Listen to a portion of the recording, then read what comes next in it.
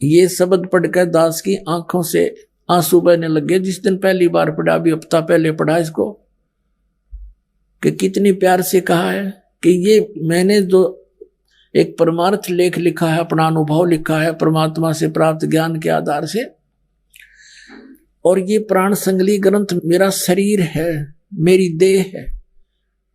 अब जैसे गुरुजी का सत्कार करते हैं ऐसे आदरणीय तो रखना इसको, यानी किसी ओछे मंदे व्यक्ति को मत दे देना, कहीं इसको बर्बाद ना कर दे। भाव ये था उनका कहने का कि मैंने अपनी आत्मा निकाल के रख दी इसमें, जो ज्ञान इसके अंदर मैंने भर दिया, जो मैं जानू था इसमें सारा लिख दिया, और यह मेरा शरीर है, मेरी देह है, ये मेरा स्थूल रूप है। ये ना समझना कि प्राण संग दे कोई नानक साहब जानकर कि उनकी शरीर है, मत्था टेके जाओ, नहीं। ये लेख हैं, ये धन दबागे, इसमें एक अनमोल धन दबागे महापुरुष, और आप उनके बच्चे हो, आपके लिए दबा गए। अब जैसे एक सेठ की मृत्यु होगी, उसने डायरी में लिख रखा था कि चांदनी 14 रात के 12 बजे मंदिर के गुम्बद में इतने पैसे, करोड़ों रुपये का धन दबा रखा है। अब उस पिता की मृत्यु होगी, सेठ की, बच्चों ने वह डायरी पढ़ी और कहने लगे भाई मंदिर के गुम्बद में पिताजी ने बहुत धन दबा रखा है। उनके अंतिम संस्कार के बाद उन्होंने तुरंत मंदिर का गुम्बद फोड़ डाला, लेकिन वहां कुछ नहीं पाया। बड़े चिंतित हुए कि पिताजी के लिखने में चूक रह गई, हमारा धन बर्बाद हो गया, हम कंगाल हो गए, लुट गए, पिट गए, बुरा हाल हो रहा। एक उनके पिताजी का मित्र शोक व्यक्त करने आया। उन्होंने उनको अपने पिता के मित्र से बताया कि अंकल, पिताजी लिखने में गड़बड़ कर गए और ठीक ठिकाना नहीं लिख गए, हमारा तो धन करोड़ों रुपए का बर्बाद हो गया, अब क्या करें, हम तो लुट गए, पिट गए। वो दूसरा सेठ, वो जानकार था इन कोड वर्डों का, उसने कहा बेटा वो डायरी दिखाओ। वह डायरी दिखाई, वो समझ गया, लेकिन बच्चे नहीं समझ सके और उसको बड़ा संभाल कर रखे हुए थे, छुपा कर रखे थे। तो क्या हुआ, उस सेठ ने कहा इस गुम्बद को पुनः बना दो जो तुमने तोड़ा है। वो बना दिया। फिर मैं आऊंगा एक दिन, तुम्हारा धन बता दूंगा। अब चांदनी 14 को सामने आ गया। रात के 12 बजे सेठ के आंगन में अपना ही बनाया हुआ एक मंदिर था। रात्रि के समय उस मंदिर के गुम्बद की छाया, चांद की रोशनी से जो छाया आंगन के अंदर गई, गुम्बद की छाया, वहां गुम्बद की छाया के चारों तरफ निशान लगा दिया पृथ्वी पर। मंदिर गुम्बद वहां पर है, उसकी छाया नीचे है, तो वहां निशान लगा दिया और कहा बेटा खोदो यहां से। वहां खोदा तो सारा धन सुरक्षित पा गया। तो पुण्यात्माओं, ये महापुरुष अपना उस अनमोल धन को यहाँ निकाल के दूत चोरों से छुपा कर इन ग्रंथों में छुपा गए थे, कोड वर्डों में। इस दास को भेजा है उस कोड वर्डों को खोलने के लिए, आपको आप ही के घर में धन प्राप्त कराने के लिए, आपको भक्ति धन का सेठ बनाने के लिए।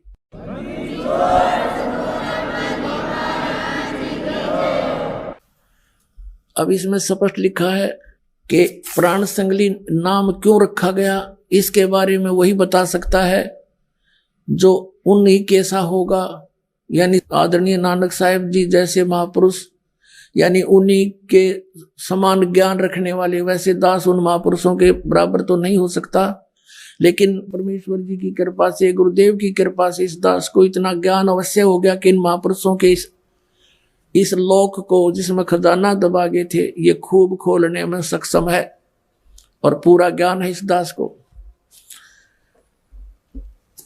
अब इसमें कितना स्पष्ट किया है कि ये मेरी देह है, ये मेरा स्थूल शरीर है, मेरे प्राणों का, मेरे श्वासों का ये प्राण मेरियां का संग्रह है, और ये जगत समुद्र का ई पुल है, यानी संसार से पार होने का मार्ग इसमें मैंने कोड वर्डों में छुपा दिया। तो इस प्रकार पुण्यात्माओं, आगे क्या दिखाते हैं आपको और दिखाते हैं इसमें। ये निवेदन है, यही प्राण संगली अभी आप पढ़ रहे थे। अभी आपने आवश्यक सूचना पढ़ी थी, अब निवेदन पढ़े। श्री गुरु नानक साहेब के पंचम स्थान पर श्री अर्जुन देव जी हुए हैं, जिन्होंने गुरुवाणी की बीड़ बांधते समय, यानी गुरुवाणी की एक पुस्तक बनाई जिसको श्री गुरु ग्रंथ साहिब करने लगे, बांधते समय भाई पैड़ा नामक एक शिष्य को संगल दीप भेजकर राजा शिवनाभ के पोत्र के पास से यह ग्रंथ मंगवाया था। आदरणीय नानक साहिब जी राजा शिवनाभ को दे गए थे। नानक साहिब जी सतलोक चले गए, उधर से शिवनाभ की मृत्यु होगी, उसका पौत्र राजा था। अर्जुन देव पांचवी गद्दी पर, नानक साहिब की परंपरा में पांचवें गद्दी नसीन हुए, उस समय उनका पौत्र था राजा का, तो उस पौत्र से यह ग्रंथ मंगवाया था। और जिस किसी कारण विशेष से श्री गुरु ग्रंथ साहिब की बीड़ में रखना उचित न समझकर सर्वथा जल प्रवाहित कर दिया था। ओए है ये पूरी प्राण संगली जिसको नानक साहिब जी कहते हैं, ये ग्रंथ मेरी देह है, मेरा स्थूल रूप है, प्राणों मेरियों का संग्रह कहो कवच है, जगत समुद्र का पुल है। ये प्राण संगली में तैनु बख्शी है, प्राण संगली अमृत प्रवाह है, ये अजर वस्तु है, सोते ही जरी है, और तीन लोकों में से कोई संभालने वाला नहीं था। अब यहां पर देखिएगा विवेकहीनता के कारण महापुरुष ने कैसे जल में डाल दिया। फिर इसको राजा शिवनाभ के पौत्र के पास से एक ग्रंथ मंगवाया था, और जिस किसी कारण विशेष से श्री गुरु ग्रंथ साहिब की बीड़ में रखना उचित ना समझकर सर्वथा ही जल प्रवाहित कर दिया था। पूरी की पूरी। अब नानक साहिब तो क्या कह रहे हैं, मेरा शरीर है, तो इन्होंने नानक साहिब को डुबो दिया पानी में। और जो कि एक परम प्रेमी साधु की अत्यंत प्रार्थना से द्रवीभूत हुए गुरु साहिब के वचन अनुसार जल से निकलवाया। परमात्मा ने कृपा बख्शी, किसी एक साधु भक्त के अंदर प्रेरणा दी, अर्जुन देव जी से प्रार्थना की कि हे दाता, हम इसको छुपा कर रख लेंगे, भगवान का अनमोल ग्रंथ है, अनमोल ज्ञान है इसके अंदर, हम छुपा कर रख लेंगे, किसी को नहीं बताएंगे। महापुरुष की वाणी को ऐसे जल में ना प्रवाह करो।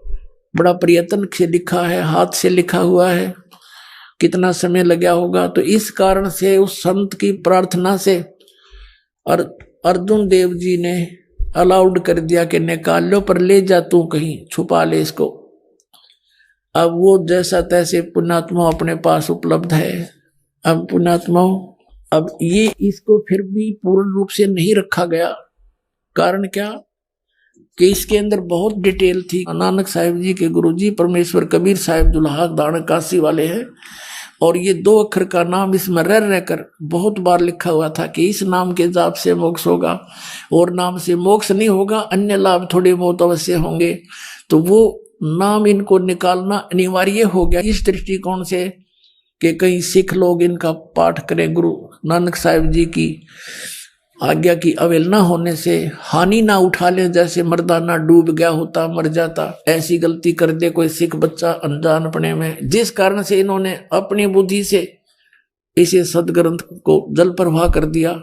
तो इस तरह की पूर्ति करने के लिए परमेश्वर ने आदरणीय गरीबदास साहिब जी के माध्यम से वो वाणी प्रकट करवाई, और गरीबदास जी का अभी जन्म हुआ 200-250 वर्ष पहले, और वो वाणी इतनी प्रसिद्ध नहीं होने दी परमात्मा ने, इसलिए ना तो उसमें भी कबाड़ा कर देंगे ये करके गड़बड़ सड़बड़, वह एज इट इज हमारे हाथ लगी।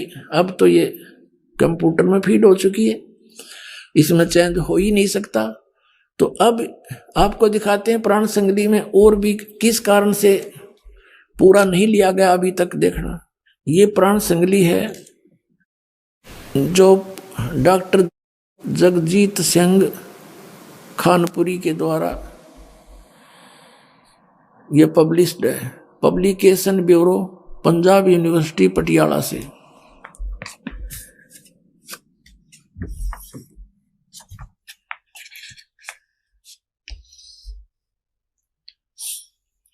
यह है पंजाबी साहित्य अध्ययन विभाग, पंजाब यूनिवर्सिटी पटियाला। यह है Pran Sangli, edited by doctor Jagjit Singh Khanpuri, MA PhD। ये दूसरी बार 1999 में छपी है। अच्छा, अब इसके यहां पर देखो, बिल्कुल 2 शब्दों में क्या लिखा है कि प्राण संगली की महिमा बताई है कि योग साधना संबंधी एक महत्वपूर्ण रचना है।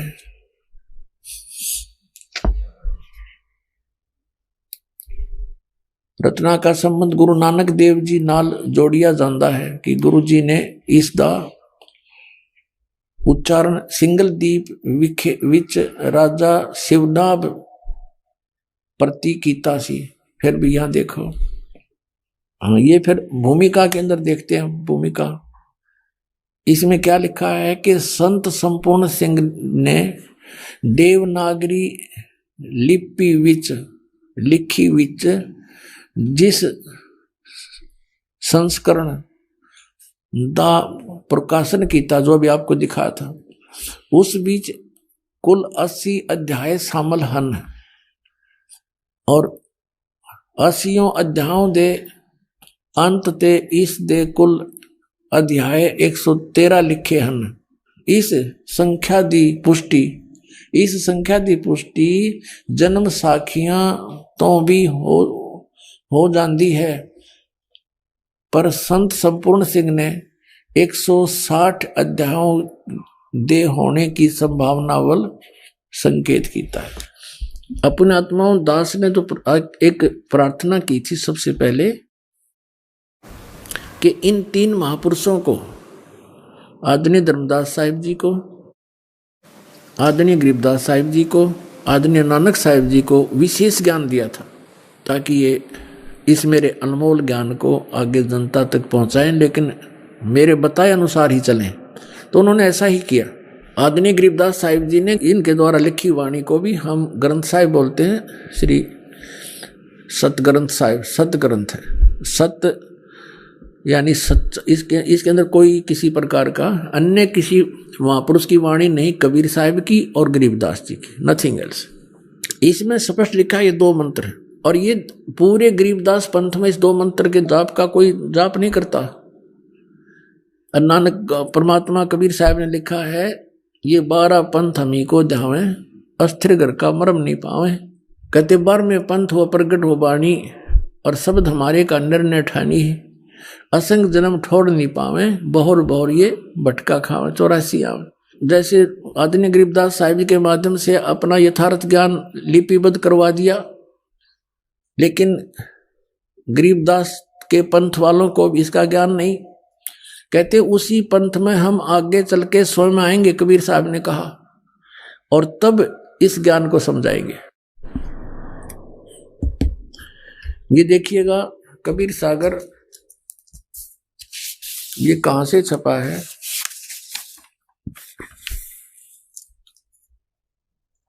कबीरपंथी भारत पथिक युगलानंद बिहारी द्वारा परिष्कृत। और ये कहां से छपा है? मुद्रक एवं प्रकाशक है खेमरा श्री कृष्णदास, अध्यक्ष श्री वेंकटेश्वर प्रेस, खेमरा श्री कृष्णदास मार्ग, मुंबई से। यहां पर देखिएगा, काल ने कहा था मैं तेरे नाम से 12 पंथ चलाऊंगा, 12 पंथ करूं मैं साजा, नाम तुम्हारा ले करूं आवाजा। ये 12 पंथ नाम जो ले ही, हमरे मुख में आन समवही। तो 12 पंथ कौन से हैं? कबीर साहब ने बताया था, ये पद्य भाग है, 12 पंथ चलो सो भेद। अब क्या बताया कि 12 पंथ काल फुरमाना, इन 12 पंथों में काल का ही आदेश, मंत्र जाप का विधि होगी, इसका आदेश, इसी का आदेश होगा जाप विधि। और भूले जीव न जाओ ठिकाना, ठिकाना यानी सतलोक नहीं जा सकते। ताते आगम कह हम राख्या, वंश हमारा चूड़ामणि शाखा। प्रथम जग में जागो बरमावे। इन 12 पंथों के डिटेल दिया गए, उनके नाम बताए हैं, कौन कौन इनके मुखिया होंगे। लेकिन यहाँ कबीर पंथियों ने मैं इसमें बिगाड़ कर दिया। उसकी पूर्ति के लिए ही परमात्मा कहते हमने आना पड़ेगा। ये देखिएगा, ये है कबीर चरित्र बोध सागर 1870 पृष्ठ पे। यहाँ गद्य भाग में लिखा है कबीर साहेब के पंथों का वृंतांत। प्रथम नारायण जी दास जी का पंथ, ये नारायण का पंथ नहीं होना चाहिए, ऐसा गलत लिखा है। ये श्री चूड़ामणि जी का पंथ होना चाहिए, क्योंकि नारायण दास जो धर्मदास के पुत्र थे, उन्होंने तो इस कबीर परमात्मा के पंथ को स्वीकार ही नहीं किया था। वो तो श्री कृष्ण का भक्त रहा था, उसी के नाम से मंदिर बनवा रखा है उसे, आज भी विद्यमान है वहां पर। प्रथम यहाँ चूड़ामणि होना चाहिए, दूसरा यागोदास, और तीसरा सूरत गोपाल, चौथा मूल निरंजन टकसार, भगवान दास पंथ, सतनामी पंथ, कमाल का पंथ है ये, कमाली पंथ नहीं, राम कबीर पंथ, परम धाम की वाणी पंथ, जीवा पंथ, और बार महागरीब दास पंथ। अब अपना आत्मा, अब यहां क्लियर हो गया 12वां पंथ गरीबदास पंथ है। अब यहां से हम फिर वापस आएंगे जो पद्य भाग है, इसमें एक कबीर वाणी चैप्टर है, बोध सागर इसका खंड है। बोध सागर खंड के वाणी कबीर वाणी चैप्टर के मैं 136 पृष्ठ पे, द्वादश पंथ चलो सो भेद, द्वादश पंथ काल फुरमाना, भूले जीव न जाओ ठिकाना। अब इन्होंने यू छोड़ दिया चूड़ामणि, ये प्रथम चूड़ामणि होना चाहिए। ये चूड़ामणि, ये प्रथम संत तो अच्छे थे, लेकिन आगे चल के ये नहीं पंथ ठीक बन रहे। यो जागूदास, सूरत गोपाल, मूल निरंजन टकसार का पंथ, ये वही है सारे के सारे। फिर सतनामी पंथ सतनामी, इस तरह ये इस प्रकार।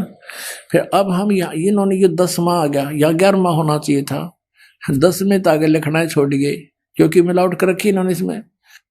अब ये 11वां पंथ है परम धाम की वाणी। अब ये 12वां पंथ है, अब 12वां पंथ है गरीबदास जी का। इसमें लिखा संवत 1775 हुई, संवत 1775, ये है 1774 लिखना था, गलती से 75 लिखा गया, मिसप्रिंट है। तो संवत 1774 यानी सन 1717 में आदरणीय गरीबदास साहिब जी का जन्म हुआ। संवत 1775 होई, ता दिन प्रेम प्रगटे जग सोई, आज्ञा रहे ब्रह्मबोध लावे, कोली चमार सबके घर खावे, साख हमारी ले जीव समझावे, असंग जन्म ठोर नहीं पावे। 12वें पंथ प्रगट हुआ है नहीं हव, प्रगट हवे वाणी, प्रगट होगी वाणी, और शब्द हमारे का निर्णय ठानी। 12वें पंथ प्रगट होगी वाणी, मेरी महिमा की वाणी फिर से प्रगट होगी, और शब्द हमारे का निर्णय ठानी। अस्थिर घर का मर्म न पावे, ये 12 पंथ हम ही को जावे। यानी गरीबदास के प्रगट होने के बाद जो वाणी प्रगट हो जाएगी, उसको और सभी उस वाणी का निर्णय ठानेंगे, उसके ऊपर विचार विमर्श करेंगे, लेकिन अस्थिर घर का मर्म ना पावे, ये 12 पंथ हम ही को ध्यावे। कबीर सतलोक सचखंड जरूर करेंगे, लेकिन ये मुझे प्राप्त नहीं कर सकते, ठीक ठिकाने नहीं जा सकते। फिर क्या कहा परमात्मा ने कि अस्थिर घर का मर्म न पाओ, ये 12 पंथ हम ही को ध्यावे, 12 पंथ हम ही चल आवे। गरीबदास जी का 12वां पंथ है, 12 पंथ हम ही चल आवे, और सब पंथ मिटा एक ही पंथ चलावे। कहते सब पंथों को मिटाकर एक पंथ चलाएंगे। आगे क्या कहा कि प्रथम चरण कलयुग निर्याना, तब मगर मांडो मैदाना। कलयुग का प्रथम चरण कौन सा होगा? जब मगर से परमात्मा सह शरीर जाएंगे। स्पष्ट क्या था? तब मैं मगर से जब सह शरीर जाऊंगा, वो होगा प्रथम चरण। और अब है पुण्यात्माओं, अब ये जो 1997 से जो चल रहा है, ये पिछली पीढ़ी है। 1951 के बाद ये बीच का मध्य का चरण है कलयुग का, फिर लास्ट का है। प्रथम मध्य बीचली पीढ़ी और लास्ट का अंडरस्टूड हो गया। तो यहां इस बीचली पीढ़ी के लिए सारा कुछ हो रहा है, देखिएगा। कहते हैं प्रथम चरण कलयुग निर्याना, तब मगर मांडो मैदाना। अब यहां देखो, कलयुग अंत पियाना दीना। यहां क्या लिखा कि 5505 जब ये शब्द होगा सच्चा, कि जब कलयुग 5505 यानी 5505 बीत जाएगा, तब मेरी बात यह सच्ची होगी जो मैं आज कह रहा हूं तेरे को। और आगे क्या क्या, धर्मदास मोरी लाख दुहाई। ये मूल शब्द है, मूल शब्द बाहर ना जाई। ये मूल शब्द के अंदर मूल मंत्र कहो इसको, तो इस मूल मंत्र के अंदर ये सब कुछ आ जाता है। सतनाम जो 2 अक्षर का और आदि नाम, और फिर मूल ज्ञान। ये ज्ञान जो अब आपको दास निर्णय करके बता रहा है, ये मूल ज्ञान है। अब देखिएगा, पवित्र ज्ञान तुम जग में बाखो, जग में सुनाओ पवित्र ज्ञान। मूल ज्ञान तुम गुप्त ही रखो। जो मूल ज्ञान है उसको नहीं बताना अभी। मूल ज्ञान जो बाहर पर ही, बिचली पीढ़ी हंस वंश हंस नी तरही। मूल ज्ञान जो बाहर पढ़ी, अपने से बाहर काल के दूतों का हाथ लग गया तो बिचली पीढ़ी ये वंश हंस पार नहीं हो पाओगे धर्मदास। और 33 अरब ज्ञान हम बाखा, और मूल ज्ञान गुप्त ही रखा। कहते हैं, क्या कहते हैं कि 33 अरब ज्ञान मैंने बोल दिया, लेकिन वो मूल ज्ञान तो उस दास को दूंगा जो परमात्मा ने कहा कि हम स्वयं आएंगे। स्वयं ना आए तो दास भेज दिया अपना इस गरीब दास वाले पंथ में। अब कहा 33 अरब ज्ञान हम बाखा, और मूल ज्ञान हमने गुप्त ही रखा। वो भी नहीं दिया, कबीर सागर उमर कहीं नहीं दिया इसका विशेष भेद। वो तो इस रामपाल दास को दिया परमात्मा ने। सत्कर मान लेना पुण्यात्माओं। अब क्या कहा है, मूल ज्ञान तुम तब लग छपाई, जब लग 12 पंथ मिटाई। मूल ज्ञान तुम तब लग छुपाई, जब लग 12 पंथ मिट जाई। पुण्यात्मा यहाँ बीचली पीढ़ी लिखा है, तो कलयुग 3 हिस्सा में हो गया। या बीचली पीढ़ी और एक पहले की एक लास्ट की। कलयुग के प्रथम चरण में परमात्मा आए, सह शरीर चले गए, सह शरीर आए थे। वो लीला करके चले गए, जो भगवान किया करता है स्वयं ही वो करते ही हैं। और जिसका गुणगान सब वेद और ग्रंथ आंखों देखा संत करते हैं। और अब हमें भगवान को पहचानने में बहुत आसानी होगी, क्यों ग्रंथ वही बतावे, वेद बतावे, और परमात्मा ने लीला करके दिखा रखी, उनका इतिहास बतावे। तो भगवान को पहचानने में देर नहीं लगेगी। फिर समाधान क्या है, सबसे बड़ी बात है समाधान की। तो समाधान ये मंत्र सतनाम है, 2 अक्षर का मंत्र है, और असार नाम है जिसको आदि नाम बोलते हैं। तो वो कौन से हैं वो आपके रूबरू करा दिए दास ने। और इन सदग्रंथों को और इन महापुरुषों की वाणी को तो बहुत बाद में हमें पता चला है। दास ने 1994 से ये मंत्र दान करना शुरू कर रखा है। यही 3 मंत्र, 3 टाइप के, यानी प्रथम जो 5 मंत्र है वो 5 के स्थान पर 7 देने का आदेश था। ये आदरणीय गरीबदास साहिब जी की वाणी में लिखा हुआ ये मंत्र पहले वाला। और पहले ये केवल 5 मंत्र देने थे, ये रंकार ओंकार सतनाम ये नहीं, वो मंत्र दूसरे जो आपको दिए जाते हैं। नानक साहिब जी ये नाम देते थे, लेकिन आने वाले समय में उस ज्ञान को ये आधार बना करके हमने ब्रह्मा विष्णु महेश से ऊपर चलना है। इसलिए सिख समाज के अंदर उन मंत्रों को त्याग दिया गया और केवल वाहे गुरु मंत्र का जोर दे दिया गया और केवल वाणी का पाठ ही जारी रखा। ऐसे ही परमेश्वर कबीर साहब जी ने आदरणीय धर्मदास जी को कहा था कि प्रथम 5 मंत्र देते रहना। चूड़ामणि जी को ये 5 मंत्र देने का अधिकार था, सतनाम से वो भी वंचित था। और चूड़ामणि जी ने ये 5 मंत्र देने शुरू किए थे, लेकिन आने वाले समय में कबीर पंथियों ने इस दृष्टिकोण से उनको बंद कर दिया कि तो देवताओं की पूजा के मंत्र हैं, हम इनको नहीं जाप करेंगे, लोग क्या कहेंगे, हम तो सतपुरुष के पुजारी है, सत अकाल मूर्त की पूजा करेंगे। तो ये बालका की सी बुद्धि करके वो मंत्र भी समाप्त कर दिए। फिर भी तो अब ये मंत्र 7 मंत्र फर्स्ट स्टेप। पहले केवल 5 क्यों देते थे, अब 7 क्यों देते हैं? आपको पहले ही बताता रहा दास कि ये 7 मंत्र जिसको प्राप्त हो गए और जिसने एक मंत्र का जाप भी विधिवत कर लिया, उस प्राणी को मनुष्य जीवन कंपलसरी मिलेगा और उसकी मृत्यु किसी कारण से होगी। और पहले ये 2 मंत्र इसके साथ इसलिए नहीं जोड़े थे कि मान ले तुरंत मनुष्य जीवन पा भी लेगा तो फायदा क्या होगा, अपना और बर्बाद करेगा कि तो इसने जाड़े जुड़े लाकर ने, तो फिर आगे समय आने पर इसको समय पर मनुष्य जीवन दिवा देंगे और ये उस समय में इनका जन्म मिल जाएगा। तो अब इसलिए जरूरी है कि ये पार करने सभी को। पहली प्रथम बात तो गारंटी देता ये दास कि आप मर्यादा में रहो, आपकी मृत्यु नहीं हो सकती जब तक परमात्मा का आदेश नहीं होगा।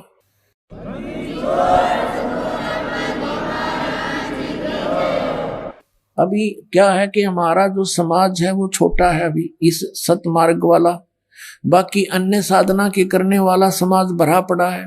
तो एक घर में एक सदस्य नाम लेता है, 5 सदस्य अनुपदेशी हैं, दूसरे मार्ग पर लगे, वो उसके नियमों को चलने नहीं देते। अभी बाधा बनी हुई है लेकिन धीरे धीरे ठीक हो जाएगी। और जब हम बहुतायत में हो जाएंगे तो हमारे नियम खंडन होगा ही नहीं खंडित, तो फिर तो शंका ही मिट जाएगी, किसी प्रकार का कोई हानि हो ही नहीं सकती, किसी प्रकार की नहीं हो सकती। और पूरे विश्व में फिर एक जैसा ही ज्ञान होगा। परमात्मा ने लिखा कि अब आ गया वो समय 5505 जिसमें पूरे विश्व में एक ही ज्ञान रहेगा, एक ही भगवान रहेगा, एक ही मंत्र साधना का रहेगा, नथिंग एल्स, और कुछ नहीं रहेगा। क्योंकि परमात्मा को सभी चाहते हैं, कसाई भी चाहते हैं। कसाई क्यों बकरे काटते हैं? क्योंकि खाने वाले खाते हैं। जब खाना ही बंद कर देंगे कसाई कौन रहेगा?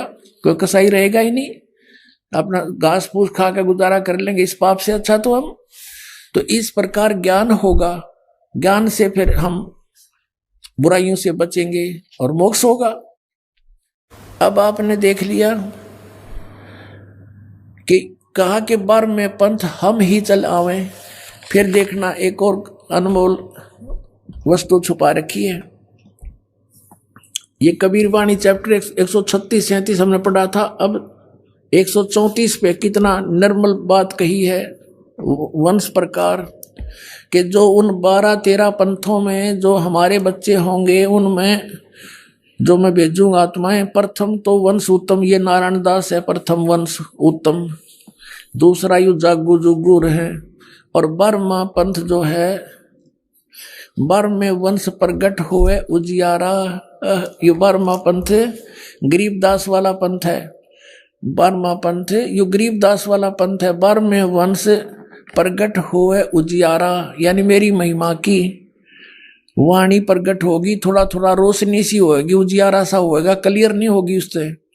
यानी गरीबदास साहेब जी के द्वारा वाणी तो प्रगट होगी, पर उस वाणी को समझने वाला कोई नहीं होगा, जिस कारण से मेरा प्रकाश तो होगा कि कबीर की महिमा, कबीर साहब की महिमा गाई है गरीबदास ने। अनंत कोट ब्रह्मांड का एक रति नहीं बाहर, सतगुरु पुरुष कबीर हैं ये कुल के सिरजनार। लेकिन इस पॉइंट पर कोई गरीबदास वाला दृढ़ नहीं है कि कबीर इज गॉड, दास उसी पंथ से बाहर निकले हुए हैं। वो केवल कबीर साहब को सतगुरु मानते हैं और गरीबदास जी को भी सतगुरु मानते हैं और श्री कृष्ण विष्णु को भगवान मानते हैं ये गरीबदास पंथ वाले।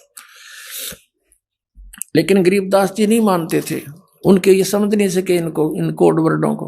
अब देखना, बर में पंथ, बर में वंश प्रगट हो उजियारा, और 13वें वंश मिटे सकल अंधियारा। ये दास रामपाल 13वां वंश है।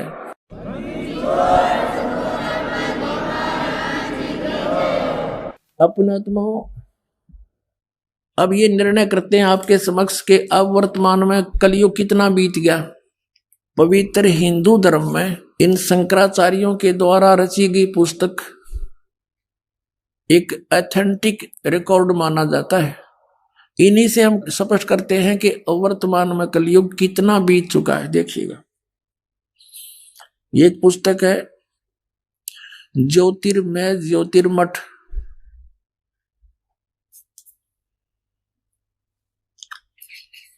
यहां इसका कुछ विवेचन दिया है। ज्योतिर्मय ज्योतिर्मठ संपाद इसके हैं श्री स्वरूपानंद सरस्वती जी महाराज। ये स्वरूपानंद जी है जो अब वर्तमान में गद्दी पर बैठे हैं। श्री स्वामी,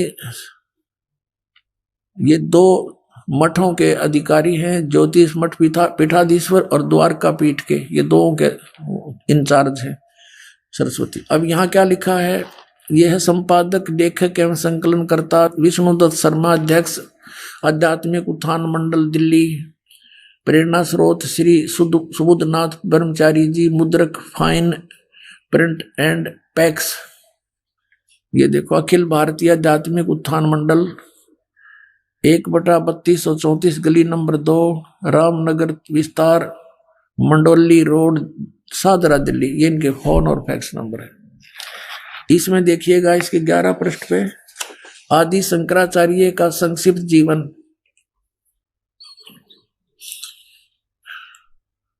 अब इसके बारे में क्या लिखा है कि लगभग 2500 वर्ष पूर्व शंकराचार्य का जन्म चरमराती अवस्था के युग में केरल प्रांत में पुना नदी तट पर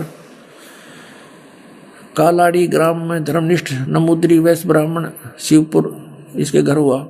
अब यहां देखो, गुरु परंपरागत मठों के अनुसार उनका आविर्भाव, शंकराचार्य का जन्म शंकर भगवान के आशीर्वाद से हुआ है, अतः उनका नाम शंकर रखा गया। गुरु परंपरागत मठों के अनुसार उनका आविर्भाव काल यानी जन्म समय ईसा पूर्व, ईसा मसीह जी से पूर्व 508 वर्ष पहले, ईसा के जन्म से 508 वर्ष पहले माना जाता है। ये या शब्द करके इन्होंने 476 लिखा है, ये गलत लिखा है। ये या नहीं लिखना था, क्योंकि 32 वर्ष की आयु में उनकी मृत्यु हो गई थी। तो 508 से 32 निकाल दिया जाए तो 476 बच जाते। तो ये देखिए, तो यहाँ ये संकेत है। तो वास्तव में 508 वर्ष पहले उनका आविर्भाव हुआ, यानी ईसा से 508 वर्ष पूर्व। ठीक हो गया। और आज से हम गणना करें 2012 से, तो शंकराचार्य जी का जन्म कब हुआ? 5520 वर्ष पूर्व। 508 जोड़ दो 2012 में, आज से शंकराचार्य जी का जन्म 2520 वर्ष पहले हुआ। और उस समय कलयुग कितना बीत गया था ये दिखाते हैं। ये पुस्तक है हिमालय तीर्थ, ये भी शंकराचार्यों के द्वारा ही लिखी गई है, उन्हीं के आदेश से। ये है जेपी नंबूरी, उप मुख्य कार्यकारी श्री बद्रीनाथ केदारनाथ मंदिर समिति का, यहां से छपा। ये यहां से इनके सारे प्रकाशक है रंजू चक्रवर्ती, क्षेत्र A/1, बामा चंद राय रोड, कोलकाता। ये मुद्रक है गिरी प्रिंट सर्विसेज, कलकत्ता। अब इसके 42 पृष्ठ पे आपको दिखाते हैं, 42 पृष्ठ पे यह शंकराचार्य के जन्म की भविष्यवाणी है। और ये शिव रहस्य नामक कोई पुस्तक है, उसका में ये श्लोक है। इस श्लोक का अनुवाद यहाँ किया है। कलयुग के 3000 वर्ष व्यतीत होने पर बौद्ध मीमांसकों के मत पर विजय प्राप्ति के लिए शंकराचार्य यानी शंकर यति के रूप में आविर्भूत होंगे। फिर देखो, कलयुग जब 3000 वर्ष व्यतीत हो जाएगा तब श्री शंकराचार्य का जन्म होगा। अपने आत्माओं, हमने अब कैलकुलेशन करनी है, आज कलयुग कितना चला गया? 3000 प्लस में 2520, 3000। जैसे शंकराचार्य जी का जन्म हुआ ईसा से 508 वर्ष पहले, नीचे से यहां से गणना करेंगे तो 2520 वर्ष हो गया आज के दिन 2012। और वो कितना उस समय कलयुग कितना बीत गया था जब उनका जन्म हुआ, जब 3000 वर्ष बीत गए थे। तो टोटल मिला दो दोनों को, 5520 वर्ष हो गए। अब 5505 कब होंगे? जैसे जब 2000 ईस्वी में पहुंचते हैं, तो जब सन 2000 ईसा जी को हो गए थे जन्म हुए ने, तो 2508 वर्ष हो गए थे शंकराचार्य का जन्म, यानी 5508 वर्ष कलयुग बीत गया था सन 2000 में, ये समझो। और फिर पीछे चले 3 और कम कर दे, 1997 में 5505 वर्ष बीत गया था कलयुग। और 1997 में दास को परमेश्वर मिले थे, उन्होंने कहा था कि अब यह समय आ गया है, डिस्क्लोज कर दे सार नाम और सतनाम का, डोंट वरी। बोलो सतगुरुदेव।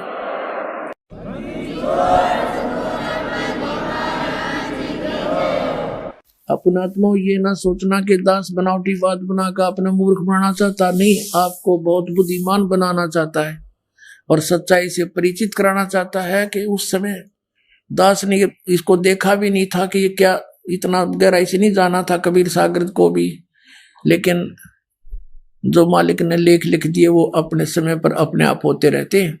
अब देखिएगा सन 1997 के लिए कैसे आपको यकीन होगा, देखना। दास ने एक पुस्तक लिखी है अध्यात्म ज्ञान गंगा, और जो आपके कर कमलों में है, इसमें एक लेख है 538 पृष्ठ पे, यथार्थ कबीर पंथ परिचय नामक एक विषय है। और इसमें यहां लिखा है, मुझ दास यानी रामपाल दास को परमेश्वर कबीर साहिब जी संवत 2054 फाल्गुन मास शुक्ल पक्ष एकम मार्च 1997 को दिन के 10 बजे मिले थे तथा सार शब्द की वास्तविकता और संगत को दान करने का सही समय संकेत देकर अंतर्ध्यान हो गए थे। और इसको यानी मुझे परमात्मा मिले थे, इसको अगले आदेश तक रहस्य युक्त रखने का आदेश दिया था।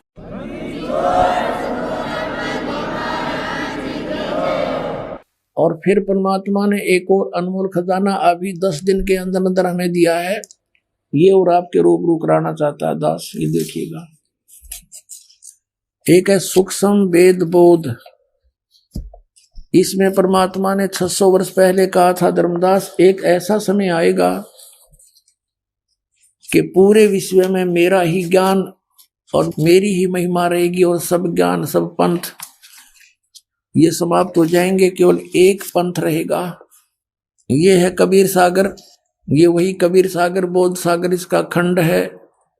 इसमें अध्याय है सवसम वेद बोध, और यहां देखना 171 पृष्ठ पे, यहां परमात्मा ने 600 वर्ष पहले कह दिया था धर्मदास को। यहां से नीचे से देखेंगे, कबीर सत्य कबीर वचन यानी कबीर परमेश्वर के वचन है ये। अब यहां कबीर साहब बोलते आ रहे हैं, तो यहां देखिएगा, इसमें लिखा है कि 5 सहंस और 5500 जब कलयुग बीत जाए, जब 5500 यानी 5500 कलयुग बीत जाएगा, तब महापुरुष फरमान जग तारण को आए। परमात्मा ने कहा था कि जब 5500 वर्ष कलयुग बीत जाएगा तब महापुरुष फरमान तब जग तारण को आए। हिंदू तुर्क आदि सब है जेते जीव जहान, और सतनाम की साख गह ये पाव पद निर्वाण। अपना आत्माओं परमात्मा का आदेश लेख है ये बहुत पहले का, अब ये सच्चा होना ही था। क्या कहा कि हिंदू तुर्क माने मुसलमान, हिंदू मुसलमान आदिक और भी जितने भी, जैसे कोई भी सिख धर्म है, ईसाई धर्म है, या अन्य कोई डिवाइड हो गए, कोई पंथ बन गए हैं, ये सभी जेते जीव जहान और सतनाम की साख गहे, यानी सतनाम को प्राप्त करके और पावे पद निर्वाण। निर्वाण माने मोक्ष पद प्राप्त करेंगे, सबका मोक्ष हो जाएगा जो भी शरण में आ जाएंगे, सतनाम लेंगे। यथा शरीत गण, ये सब कैसे होंगे? एक सब पंथ मिटा के एक पंथ चलावें, वो कैसे मिलेंगे? देखो इस ज्ञान के आधार से ऐसे आएंगे। यथा शरीत गण माने सभी दरियाएं नदियां आप ही मिले सिंधु में धाये, जैसे दरिया स्वाभाविक ही सिंधु यानी समुद्र में दौड़ के जाती हैं, उनके बस की बात नहीं, अपने आप उनका फ्लो बन जाता है। यथा शरीतगण आप ही मिले सिंधु में धाये, सत सुकृत के मध्य तिमि ये सभी पंथ समाये। जिस प्रकार नदियां अपने आप समुद्र में जाकर मिल जाती हैं, पूरी स्पीड के साथ जाती हैं, ऐसे ही उस सत सुकृत के मध्य यानी उस सच्चे पंथ मैं चलाऊंगा उसके मध्य में ये सभी पंथ समाएंगे, ऐसे जैसे दरिया जाके समुद्र में समाती हैं अपने आप। अब क्या बताते हैं, जब लग पूर्ण हो नहीं ठीके को तिथिवार।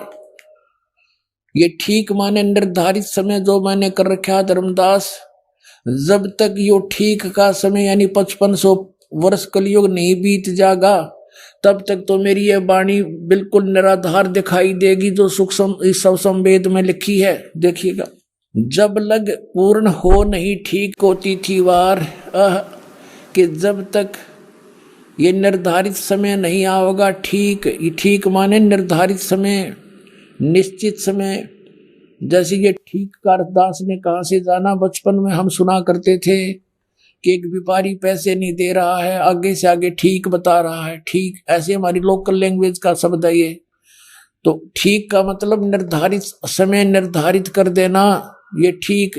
परमात्मा कहते हैं जब मेरे द्वारा किया गया हो ये समय 5505 यानी कलयुग 5500 नहीं बीतेगा, तब तक तो ऐसा लगेगा जैसे ये वैसे ही कह रखा भगवान ने कबीर सागर में, और उस दिन ये पूर्ण हो जाएगा।